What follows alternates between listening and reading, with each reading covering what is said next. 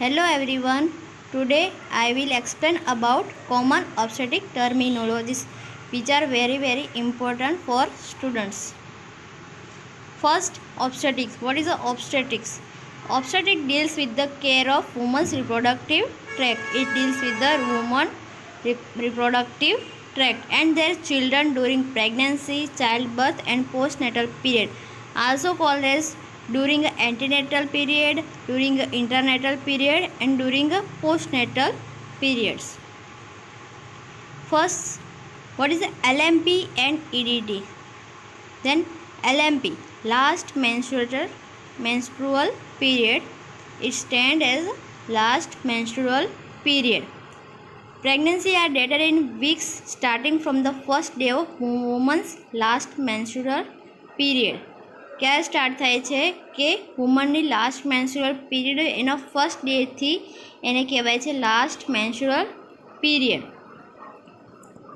Menstrual periods are regular and ovulation occur on 14th of her cycle. કે જો regular menstruation cycle ચાલતી હોય તો એના 14 વીક્સે ઓવ્યુલેશન થાય છે અને conception takes place about 2 weeks after her LMP. જે એલએમપી હોય છે એના 2 week પછી કન્સેપ્શન થાય છે. તો આ હતું એલએમપી.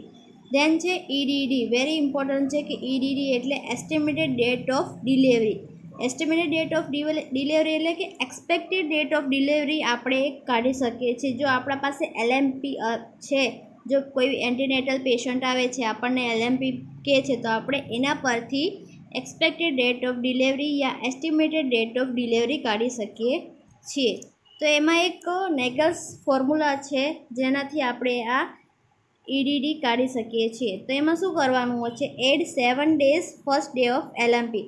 જે પેશન્ટ એની એલએમપી કે છે એમાં 7 days એડ કરવાના અને સબસ્ટ્રેક્ટ 3 months. જે બી મહિનો છે એમાં 3 month માઇનસ કરવાના છે અને એડ 1 year. એમાં 1 year એડ કરવાના છે. યા ફિર એવું બી કરી શકો છો કે add 7 day of first LMP. એ 7 day એડ કરવાના છે જે ફર્સ્ટ ડે છે એલએમપીની એમાં અને 9 months એડ કરવાના ને પ્લસ એડ 1 year. એક એક્ઝામ્પલ લઈશું, એમાં દેખશું કે ઈડીડી કેવી રીતે ફાઇન્ડ આઉટ કરવાની. તો આપણને એલએમપી આપી છે 16 December 2019. તો જેવી રીતના નેગલ્સ ફોર્મમાં લખ્યું છે કે add 7 days of first date of LMP. તો 7 દિવસ આપણે એડ કરશું. તો જ્યારે 7 દિવસ એડ કરશું તો 23rd આપણને મળશે. પછી છે સબસ્ટ્રેક્ટ 3 months કે 3 months માઇનસ કરો યા ફિર 9 months એડ કરશું. જો 3 month માઇનસ કરશો તો આપણે ડિસેમ્બરમાંથી 3 month માઇનસ કરીએ તો આપણે એમાંથી આપણને મળશે સપ્ટેમ્બર. અને 2019માં 1 વર્ષ એડ કરશું તો આપણને મળશે 2020. તો એક્સપેક્ટેડ ડેટ ઓફ ડિલિવરી શું થઈ? 23rd September of 2020. Then છે gestational age. કે what is a gestational age? It is a measured in weeks. કે વીક્સમાં એને મેઝર્ડ કરવામાં આવે છે. કે લાઈક એન્ટીનેટલ કોઈ મધર આવી તો એવું કહેવામાં આવે છે કે એના 18 weeks છે, 24 weeks છે, 37 weeks છે. તો એને વીક્સમાં મેઝર કરવામાં આવે છે. કે ક્યારથી ક્યાર સુધી એને મેઝર કરવામાં આવે કે from the first date of woman's last menstrual સાયકલથી લઈને કરંટ ડેટ કે જ્યારે એ ચેકઅપ કરવા યા વિઝિટ કરવા આવે છે. તો કરંટ ડેટે જે આવે છે વિઝિટ કરવા ત્યાં સુધીને એને જેસ્ટેશનલ એજ કહેવામાં આવે છે. Normal pregnancy can range from 38 weeks to 42 weeks હોય છે. કે નોર્મલ પ્રેગ્નન્સીનો પીરિયડ કેટલો હોય છે? કે 38 weeks ટુ 42 weeks હોય છે. જો ડિલિવરી 38 weeks પહેલાં થાય તો એને આપણે પ્રી ટર્મ ડિલિવરી કહીએ અને જો ડિલિવરી 42 weeks પછી થાય તો આપણે એને પોસ્ટ ટર્મ ડિલિવરી કહીએ છીએ. And gestational age can be determined by a clinical history. Clinical હિસ્ટ્રીથી પણ આપણે જેસ્ટેશનલ એજ કાઢી શકીએ છીએ. જેમ આપણે કહ્યું કે એલએમપીથી આપણે ઈડીડી કાઢી શકીએ છીએ. એમાં જ ક્લિનિકલ હિસ્ટ્રીથી આપણે જેસ્ટેશનલ એજ કાઢી શકીએ છીએ. Physical examination like antenatal examination પાલ્પેશનથી આપણે જેસ્ટેશનલ એજ કાઢી શકીએ છીએ. એન્ડ અલ્ટ્રાસાઉન્ડ સોનોગ્રાફી કે અલ્ટ્રાસાઉન્ડ સ્કેનથી પણ આપણે જેસ્ટેશનલ એજ કાઢી શકીએ છીએ કે એની જેસ્ટેશનલ એજ યા વીક્સ ઓફ ધી પ્રેગ્નન્સી કેટલા થયા છે. દેન છે ગ્રેવિડા. ગ્રેવિડા ઇમ્પોર્ટન્ટ છે. Number of times the mother has been pregnant including current pregnancy, કે કેટલા વાર એ પ્રેગ્નેન્ટ થઈ છે, કે number of times mother has been pregnant. And જો એન્ટીનેટલ મધર વિઝિટ માટે આવી છે, ચેકઅપ માટે આવી છે, તો એની કરંટ પ્રેગ્નન્સી પણ એમાં કાઉન્ટ કરવામાં આવે છે. એક્ઝામ્પલ, એક મધર આવી છે એન્ટીનેટલ ચેકઅપ માટે અને એને એક બેબી પણ છે, પહેલાં એક બેબી પણ છે, તો અત્યારે એની ગ્રેવિડા શું કહેવાય? G2, કે ગ્રેવિડા 2 છે. તો એના ગ્રેવિડામાં અલગ અલગ એના પાર્ટ્સ છે. ગ્રેવિડામાં પ્રાઇમરી ગ્રેવિડા, મલ્ટી ગ્રેવિડા અને નલી ગ્રેવિડા. તો શું પ્રાઇમરી ગ્રેવિડા એટલે શું? પ્રાઇમરી ગ્રેવિડા એટલે ફર્સ્ટ ટાઈમ એ પ્રેગ્નેન્ટ થઈ છે, તો એને કહેવાય પ્રાઇમરી ગ્રેવિડા. જો એકથી વધારે વાર પ્રેગ્નેન્ટ થાય છે, તો એને કહેવાય મલ્ટી ગ્રેવિડા. અને જો એક પણ વાર હજી પ્રેગ્નેન્ટ નથી થઈ, તો એને કહેવાય નલી ગ્રેવિડા. ખબર પડી? ગ્રેવિડામાં પ્રાઇમરી ગ્રેવિડા, મલ્ટી ગ્રેવિડા એન્ડ નલી ગ્રેવિડા. જો ફર્સ્ટ ટાઈમ એ પ્રેગ્નેન્ટ થાય છે લેડી, તો એને પ્રાઇમરી ગ્રેવિડા કહેવાય. એકથી વધારે વાર એ પ્રેગ્નેન્ટ થઈ ચૂકી છે, તો એને મલ્ટી ગ્રેવિડા કહેવાય. અને નલી ગ્રેવિડા મીન્સ એક પણ વાર એ પ્રેગ્નેન્ટ થઈ નથી, તો એને કહેવાય નલી ગ્રેવિડા. ગ્રેવિડામાં number of times mother pregnant થઈ હોય છે એનું આપણે મેન્શન કરવાનું છે, નહીં કે કેટલા એના બેબી ડિલિવર થયા છે એ. જો એ ટ્વિન્સ પ્રેગ્નન્સી છે તો પણ એ ગ્રેવિડા એક જ ગણાશે, ગ્રેવિડા 2 નહીં ગણાય. તો એ નંબર ઓફ ટાઈમ્સ કન્સીવ કેટલી વાર કર્યું છે વુમને, કે કેટલી વાર કન્સીવ કર્યું છે, એને કહેવાય ગ્રેવિડા. દેન છે પારા.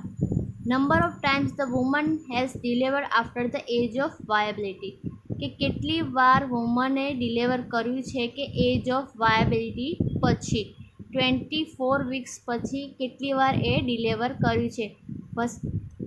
પણ પછી એ ભલે સ્ટીલ બર્થ હોય, એબોર્શન થઈ ગયું હોય, તો એ બી પારામાં કાઉન્ટ કરવામાં આવે છે.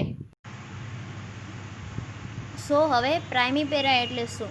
પ્રાઇમીપેરા એટલે કે woman who has given birth to fetus or fetuses that has reached the point of viability, કે પહેલી વાર એનું ફિટસ યા ફિટસીસ છે, જો મલ્ટી પ્રેગ્નન્સી હોય તો ફિટસીસ કે rich the point of viability, કે પોઈન્ટ ઓફ વાયબિલિટીને ક્રોસ કરી ચૂકી છે, તો એને કહેવાય પ્રાઇમીપેરા.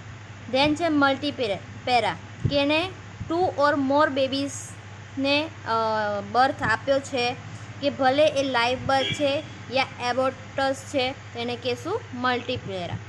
ગ્રાન્ડ મલ્ટીપેરા એટલે શું છે? કે woman who has given birth 5 times or more, કે 5 કરતાં પણ વધારે એને બર્થ આપ્યો છે, તો એને કહેવાય ગ્રાન્ડ મલ્ટીપેરા. દેન છે નલીપેરા. નલીપેરા એટલે કે woman has not carried a pregnancy to the point of viability, કે વાયબિલિટી પીરિયડ સુધી એની પ્રેગ્નન્સી પહોંચી જ નથી, કે રીચ થઈ જ નથી, તો એને કહેવાય નલીપેરા. તો પેરામાં પ્રાઇમીપેરા, multipara, grand multipara and નલીપેરા.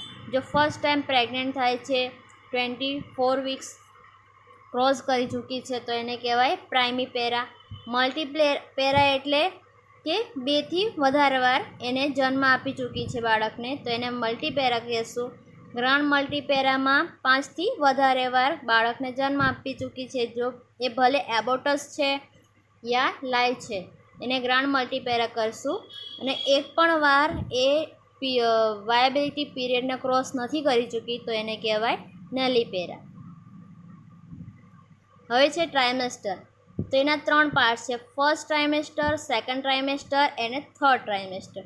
Then first trimester ક્યાંથી ક્યાં સુધી હોય છે? કે ફ્રોમ LMP લાસ્ટ મેન્સ્ટ્રુઅલ પીરિયડથી લઈને 12 વીક સુધી એને કહેવાય છે ફર્સ્ટ ટ્રાઇમેસ્ટર. સેકન્ડ ટ્રાઇમેસ્ટર છે 12 વીકથી લઈને 28 વીક સુધી. એન્ડ થર્ડ ટ્રાઇમેસ્ટર છે 28 વીક્સથી લઈને અન્ટિલ ડિલિવરી સુધી. આ ત્રણેય ટ્રાઇમેસ્ટરમાં ફિટસનું ડેવલપમેન્ટ અલગ અલગ રીતે થાય છે. હવે છે પ્રેઝન્ટેશન, કે પ્રેઝન્ટેશનને આપણે શું કહીશું? It refers to the part of the fetus, કે it refers to the part of the fetus which lies at the pelvic brim or in the lower pole of the uterus, કે ફીટસનો કયો part છે જે pelvic brim યા lower pole of the યુટ્રસમાં આવેલો હોય છે at the time of delivery. તો આ પિક્ચરમાં દેખાય છે કે અહીંયા પેલ્વિક છે તો અહીંયા બટક્સ છે, તો એને શું કહેવાય? Breach presentation. અને અહીંયા છે એનું હેડ છે તો એને શું કહેવાય? કેફેલિક પ્રેઝન્ટેશન. તો પોસિબલ પ્રેઝન્ટેશન શું આવશે? કેફેલિક પ્રેઝન્ટેશન યા બ્રીચ યા શોલ્ડર પ્રેઝન્ટેશન. આ 3 પોસિબલ પ્રેઝન્ટેશન હોય છે અને નોર્મલી કેફેલિક પ્રેઝન્ટેશન હોય છે. અને આ માલ બ્રીચ એન્ડ શોલ્ડર પ્રેઝન્ટેશનને આપણે કહીશું malpresentation. Presentation means parts of the fetus, કે which parts of the fetus which lies on the pelvic brim. Pelvic બ્રીમમાં કયો ફીટસનો પાર્ટ આવેલો હોય છે. ધેન છે લાઈ. It is a relationship of long axis of the fetus to the long axis of the uterus, કે ફીટસનું long axis અને યુટ્રસનું લોંગ એક્સિસ વચ્ચેનો રિલેશનશિપને આપણે લાઈ કહીશું. તો પોસિબલી લાઈ કઈ છે? તો લોન્જિટ્યુડનલ, ટ્રાન્સવર્સ એન્ડ ઓબ્લિક. આ છે લોન્જિટ્યુડનલ, કે ફીટલની એક્સિસ સીધી છે એન્ડ મધરની બી એક્સિસ સીધી છે, તો એ લોન્જિટ્યુડનલ લાઈ કહેવાય છે. આમાં પણ છે કે આ વર્ટેક્સ પ્રેઝન્ટેશન છે, કેમ કે અહીંયા સ્કેફેલિક છે પેલ્વિક બ્રીમમાં, અને આ છે બ્રીચ પ્રેઝન્ટેશન, કેમ કે અહીંયા બટક્સનો પાર્ટ બ્રીમમાં આવેલો હોય છે, એટલે એને કહેવાય છે બ્રીચ પ્રેઝન્ટેશન, પણ એ લોન્જિટ્યુડનલ લાઈ છે. પછી છે આ ટ્રાન્સવર્સ લાઈ, શોલ્ડર પ્રેઝન્ટેશન. જ્યારે શોલ્ડર પ્રેઝન્ટેશન હોય છે ત્યારે ટ્રાન્સવર્સ લાઈ હોય છે, ટ્રાન્સવર્સ છે. અને ઓબ્લિક હોય છે ત્યારે આ બેબી આવી રીતે ઓબ્લિક પોઝિશનમાં હોય છે, એને કહેવાય લાઈ. કે relationship of a long axis of the fetus to the long axis of the uterus. Then છે પોઝિશન, કે relationship of a specific fetal denominator, કે fetal denominator to maternal pelvic brim. કે કોનું રિલેશનશિપ? કે ફીટલ ડિનોમીટરથી અને maternal pelvic બ્રીનમાં જે relationship છે એને કહેવાય પોઝિશન.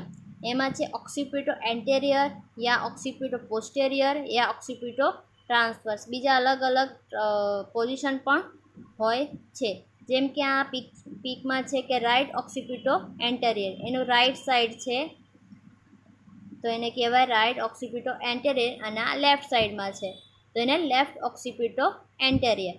જો આ ફીટલનો ઓક્સિપિટ ભાગ પાછળની પોસ્ટેરિયર સાઈડ હોય તો એને પોસ્ટેરિયર કહેવાય. જો ટ્રાન્સવર્સ સાઈડ હોય તો એને ટ્રાન્સવર્સ કહેવામાં આવે. ડિનોમીટર શું છે? એમાં અહીંયા લખ્યું છે મેં કે ફીટલ ડિનોમીટર. તો ફીટલ ડિનોમીટર એટલે કે name of the part of the presentation used when referring to fetal position, કે ફીટલનો પ્રેઝન્ટેશનના પાર્ટમાં કયો પણ પાર્ટ, કે અહીંયા આપણે લીધું કે રાઇટ ઓક્સિપિટ લીધું, ઓક્સિપિટ છે તેને કહેવાય ડિનોમીટર. હવે છે attitude. It is a relationship of fetal head and limbs to its trunk, કે fetal head and limbs and its trunk, કે ટ્રંક વચ્ચે એનું રિલેશનશિપ કેવું હોય છે, કે કેવી રીતે એ વૂમ્બમાં અટેચ હોય છે. તો અહીંયા જોઈ શકો છો કે ફ્લેક્સ્ડ એટીટ્યુડ. નોર્મલી શું હોય છે? ફ્લેક્સ્ડ એટીટ્યુડ કહેવામાં આવે છે, કે વેલ ફ્લેક્સ એટીટ્યુડ હોય છે. પછી આ બી પાર્ટ છે એમાં શું છે કે વર્ટેક્સ પ્રેઝન્ટેશન છે પણ ડિફ્લેક્સ હેડ છે, થોડુંક હેડ ડિફ્લેક્સ છે તો એને શું કહેવાય છે? ડિફ્લેક્સ હેડ. પછી છે આમાં વધારે હેડ ડિફ્લેક્સ છે તો એને શું કહેવાય છે? Bro military attitude. આમાં બ્રોનો પ્રેઝન્ટેશન દેખવા મળે છે તો એને કહેવાય બ્રો મિલિટરી એટીટ્યુડ. પછી આમાં પ્રેઝન્ટિંગ પાર્ટ શું છે? ફેસ આવી જાય છે અને એક્સટેન્ડ થઈ જાય છે ફેસ, તો એને કહેવાય ફેસ એક્સટેન્ડ હેડ એટીટ્યુડ. થેન્ક્સ.